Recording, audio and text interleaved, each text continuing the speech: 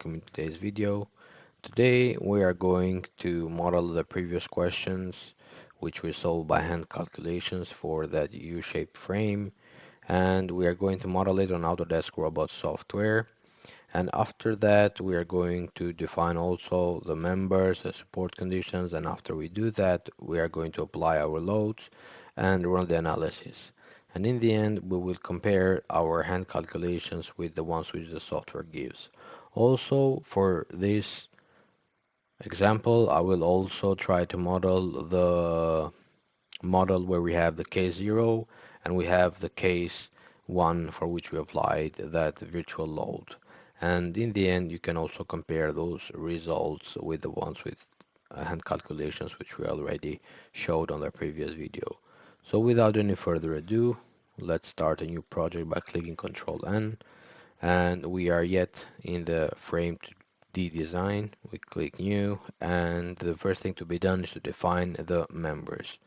So the members, as mentioned on the previous video, it doesn't matter that much. And let's start by modeling our frame.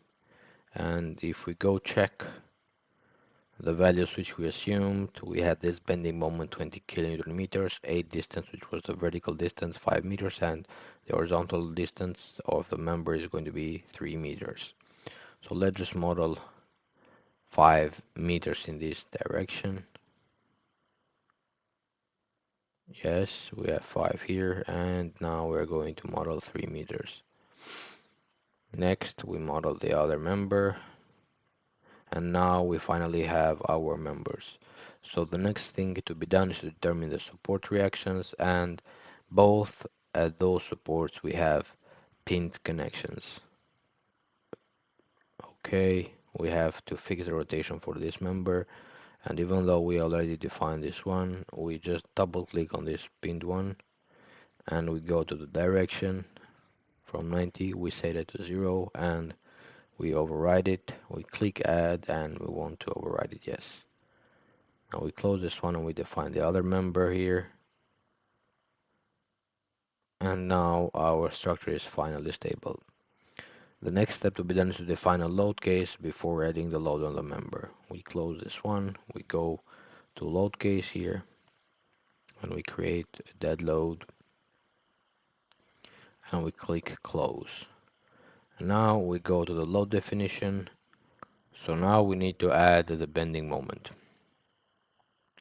So at point C we had a counterclockwise bending moment, and at point D we had a clockwise bending moment. So we go to define a bending moment here, and the positive value means a clockwise direction in the robot software. And we had this 20 kilonewton meters, and we had the clockwise bending moment at joint D, and we had it here. While as on joint C we had a counterclockwise bending moment, therefore we need to input value minus 20 here. And now we're going to have our bending moments forces applied correctly in our model. Just to quickly check, yes, counterclockwise here, counterclockwise here, and clockwise here, and clockwise here. So now our model is finished and we can run the analysis. And as on the previous cases, if we want more accurate results, as on our calculation we do not include the self-weight, we can just delete it. And now again we go to our analysis and we run the analysis again.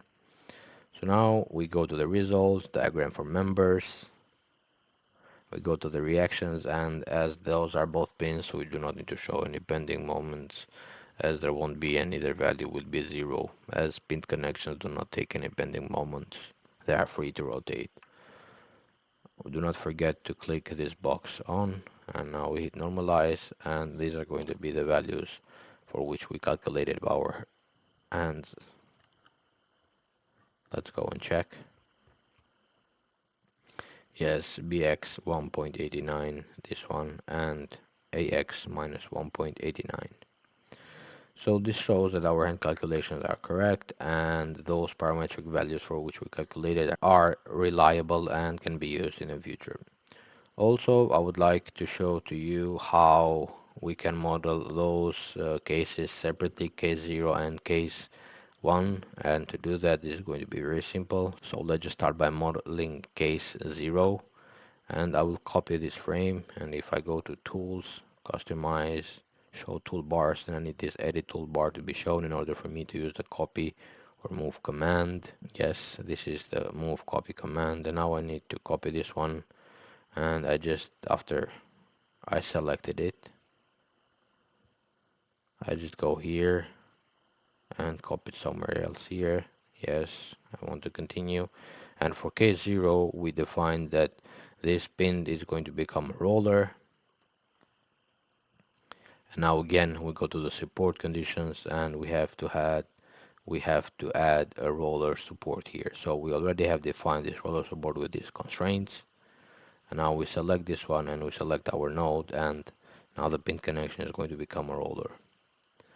The next thing to be done is to copy this one in order for us to build the case 1 model. We'll just copy somewhere here. And for case 1, we applied a horizontal load in this direction, and we do not have these loads. Okay, we can delete this one. And now we have to apply that 1 kilonewton load in this direction. So we go to our load definition, we add another load, we put 0 here as we do not have any bending moments, and on next direction we have to put a value of 1. And we apply to this node.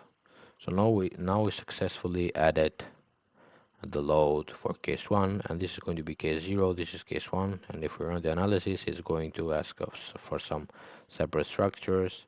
It's fine. We can close this one, and these are going to be the results for the support reactions. And of course, one can compare that with hand calculations for which we did on the previous video. So this is the video for today. I really hope you enjoyed today's video. If there is any questions, please leave them in the comment section below. Do not forget to like, share, and subscribe. Thank you very much. See you on the next video.